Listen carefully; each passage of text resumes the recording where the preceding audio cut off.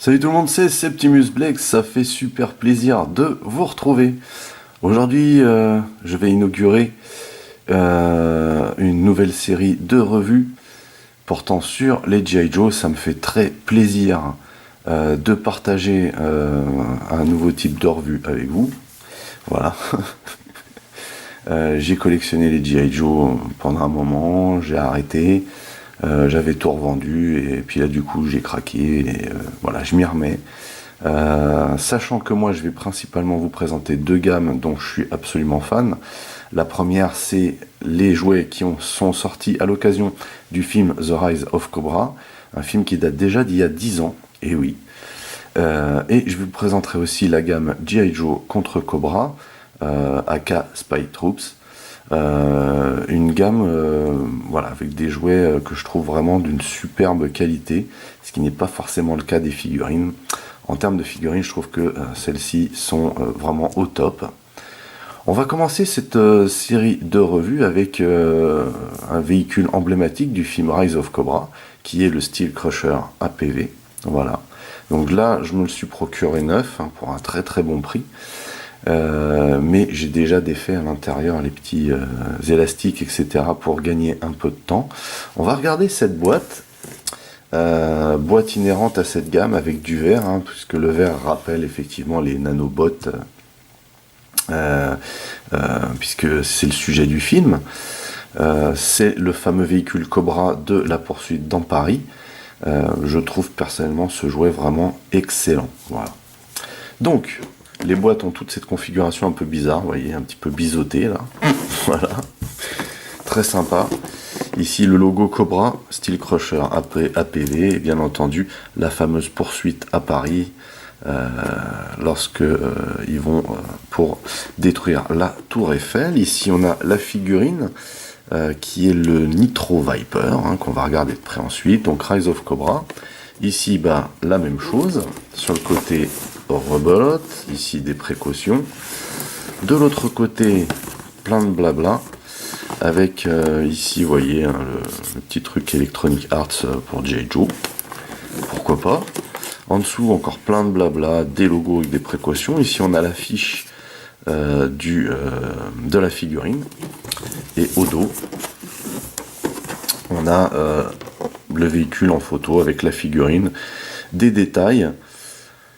Voilà, on vous explique un petit peu tout ce qu'il y a comme gadget dans ce véhicule.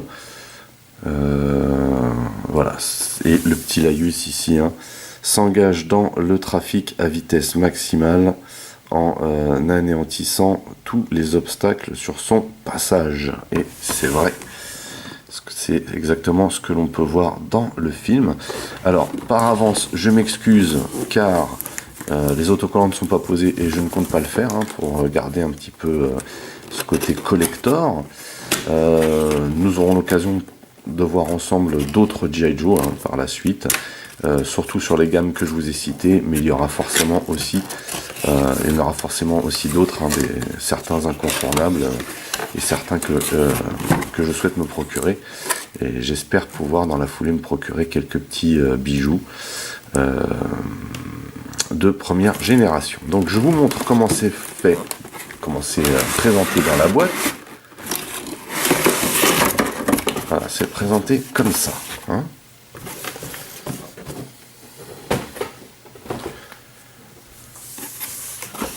Voilà. Donc ici, on a la figurine qui est attachée à un moment avec des élastiques. Vous voyez ici. Super bien articulé ces figurines. Très joli, j'aime bien. Donc on a des articulations partout. On a les pieds, vous voyez qu'on a aussi les petits trous sous les pieds pour pouvoir les placer sur des playsets. On a ici le genou qui se plie. On a donc la jambe qui bouge ici à ce niveau-là. On peut un petit peu tirer comme ceci. Il me semble qu'on a, on a une petite articulation ici à la taille. Vous voyez, ça peut bouger d'avant en arrière. Ici on a le bras qui tourne. Ici, on a une rotation au niveau de l'avant-bras, une rotation au niveau de la main. Vous voyez. Je me demandais là si on avait une rotation au niveau de la jambe, mais a priori, on l'a uniquement au niveau du pied. On ne l'a pas sur la jambe même. Et on a ici, et on a ici donc Nitro Viper hein, avec son casque. Et le casque, comme vous pouvez le constater, ne s'enlève pas, c'est la tête qui s'enlève. Par contre, on a une visière. Ça fait un petit peu CRS, mais vous voyez quand même que on a des super détails hein, sur cette figurine. Alors même si elle est au niveau de la couleur, il n'y a pas beaucoup de couleurs différentes dessus, mais vous voyez qu'on a quand même beaucoup de détails dessus. Voilà, une figurine très sympatoche. Donc, ensuite on a de la doc.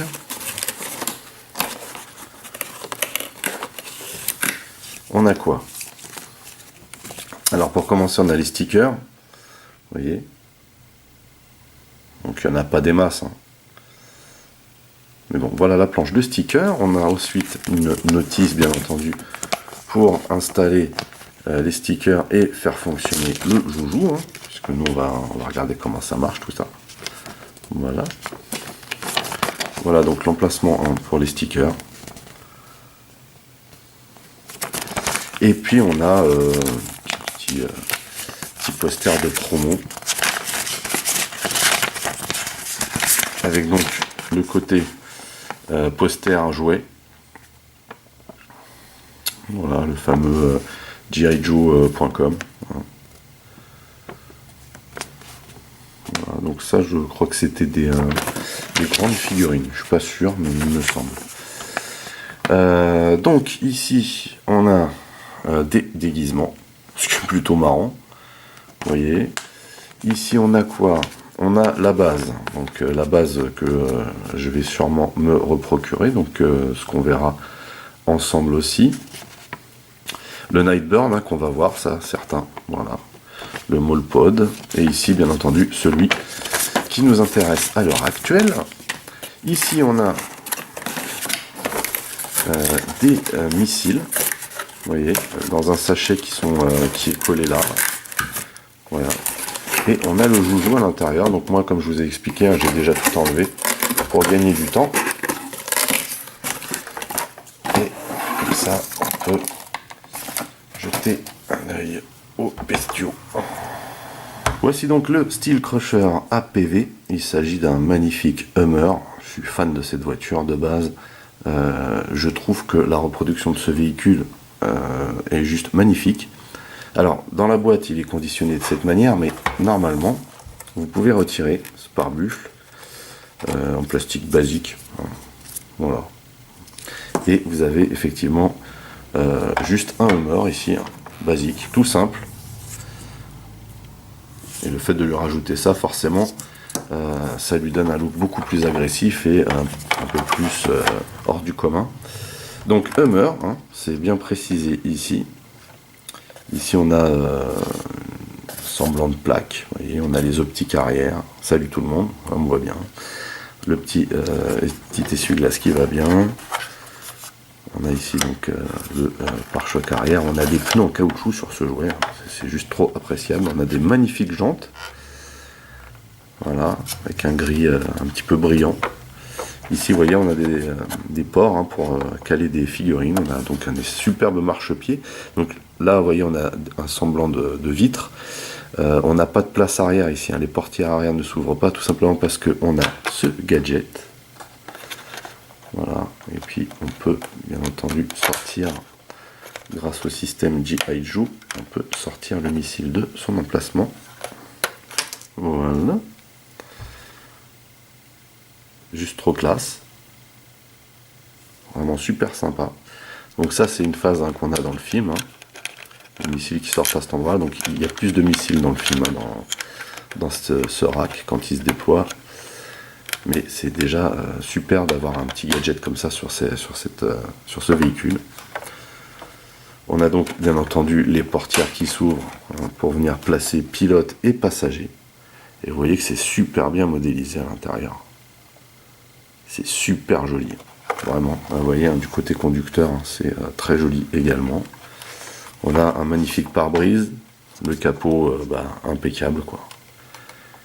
Et puis la vue avant avec les superbes optiques, vous voyez. Vraiment très très beau ce véhicule. Et donc le pare-buffle hein, qu'on peut remettre devant là. Hop.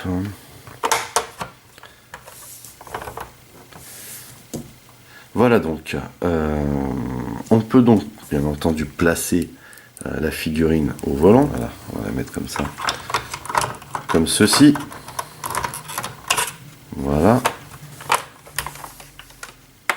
Et j'ai envie de vous dire qu'on est dans une échelle qui est plutôt sympa. Voilà. Alors il y a d'autres gadgets hein, sur ce véhicule. Alors déjà ici on peut voir qu'il y a encore deux petits pegs hein, pour venir caler des figurines dessus. Mais on a donc ici une espèce de transformation, donc, comme dans le film hein, au final. Voilà. En poussant cette partie-là, vous voyez, en la poussant jusqu'ici, et là, on sort une espèce de petite tourelle ici, qui pivote. Mais c'est pas tout. En poussant cette partie-là à toc, on peut venir chercher ici un panneau de protection pour le pare-brise avant. Et comme vous pouvez le constater, ça donne aussi lieu à une ouverture ici, hein, pour pouvoir placer par exemple une petite arme, ou quoi que ce soit que vous souhaitez. En tout cas, vous pouvez placer un personnage ici qui tire. Et vous avez cette partie-là là, qui est complètement protégée. C'est absolument génial. Et bien entendu, hein, cette tourelle tire. Vous voyez, il y a un petit bouton ici. Vous avez un point de stockage, donc pour les fameux missiles hein, qu'on a vu dans la boîte au départ. Hein. Voilà, vous venez stocker ça ici, comme ceci. Et on va venir mettre... Alors, à noter quand même, le design de la tourelle est vraiment sympa. Voilà. Mais vous avez donc la possibilité ici de tirer. Et voilà, on a un truc qui envoie. Voilà comment c'est fichu à l'arrière.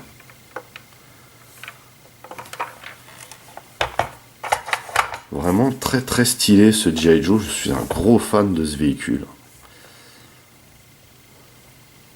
Vraiment. Alors, juste une chose quand même, c'est que ce véhicule tout noir nous fait quand même, dans ce mode-là, penser légèrement à quelque chose qu'on connaît déjà. vous ne voyez pas? Alors, voyons voir si vous vous rappelez de ça. Là, on a une très grosse inspiration. Hein. Alors déjà, cette partie-là, là, pour protéger, on a la même ici. Vous voyez? Et on a cette fameuse tourelle derrière, avec ici la même chose. Donc là, on a des jouets qui ont une vingtaine d'années d'écart, voire un peu plus. Et on se retrouve vraiment avec... voilà, on sent bien que Hasbro s'est bien inspiré de certains véhicules, d'un certain véhicule masque pour sortir celui-ci. Et ce n'est pas pour me déplaire. Bon, bien entendu, c'est pas le même volume. Hein. Mais vous voyez que au final, dans la gamme G.I. Joe, hein, on retrouve facilement du masque. En tout cas, sur ce véhicule-là, c'est absolument flagrant. Voilà, le Jackhammer Cobra. Voilà, donc je suis très content de vous présenter ce véhicule, hein, donc je suis absolument fan, vraiment. Je trouve la finition de ce véhicule, les gadgets et la représentation du Hummer juste magnifique en fait. Donc c'est très simple, hein, pour le remettre en civil, on a juste à rabattre ça. On maintient ici, et vous avez entendu, il y avait un lock qui s'est remis en place, et on vient mettre ça vers l'arrière. Et voilà le travail. Sachant que ça, il n'y a aucun endroit où le stocker. Hein. Aucun endroit où le stocker ailleurs que là. Voilà, si vous l'enlevez, il faut le mettre de côté. Hop. Alors la visière tient pas super bien par contre, hein, ici sur le visage, c'est un peu dommage. Juste pour vous montrer quand même qu'on peut mettre, donc là, c'est un petit peu destiné à Snake Eyes ou à Storm Shadow, hein, cet emplacement, clairement. Mais, hop. Voilà, donc on peut mettre le bonhomme sur le toit, comme ceci. Voilà. Mais surtout, ici, on peut mettre plusieurs personnages et donc en faire un véhicule d'assaut super over blindé. 2 personnages hein, qu'on peut armer jusqu'aux dents, bien entendu. Voilà. Pourquoi pas. Voilà, bah écoutez, c'est tout pour cette revue du Steel Crusher APV. J'étais super content de vous le présenter. Je le trouve juste génial et magnifique. Je suis très content également de revenir vers les G.I. Joe parce que c'est vraiment une gamme de jouets que j'affectionne énormément. J'ai mis du temps à me décider quand même à revenir dessus, mais bon voilà quoi. Donc du coup, je vous en fais profiter. Hein. J'espère que la revue vous a plu. N'hésitez pas à me donner des conseils s'il y a des choses que j'ai oubliées, des choses que vous souhaitez voir un peu plus en détail. Je suis pas trop habitué à faire des revues de G.I. Joe pour l'instant. J'espère sincèrement que celle-ci vous aura plu, que ça vous aura donné envie aussi de suivre les prochaines que je vais vous présenter. Car comme je vous l'ai dit, hein, c'est vraiment j'inaugure la série de revues G.I. Joe que je compte faire avec ce véhicule, et pas des moindres hein, quand même, hein, faut le dire. Voilà, sur ce, c'est fini. N'oubliez pas que vous pouvez lâcher des commentaires dans la section du dessous. Merci de mettre un pouce en l'air, merci de partager mes vidéos, c'est cool, ça me fait de la pub. Pour les nouveaux, n'oubliez pas de vous abonner à ma chaîne. Vous pouvez aussi checker toutes mes autres vidéos et playlists. En attendant, je vous donne rendez-vous à très très vite. Portez-vous bien et à la prochaine. Allez, bye bye.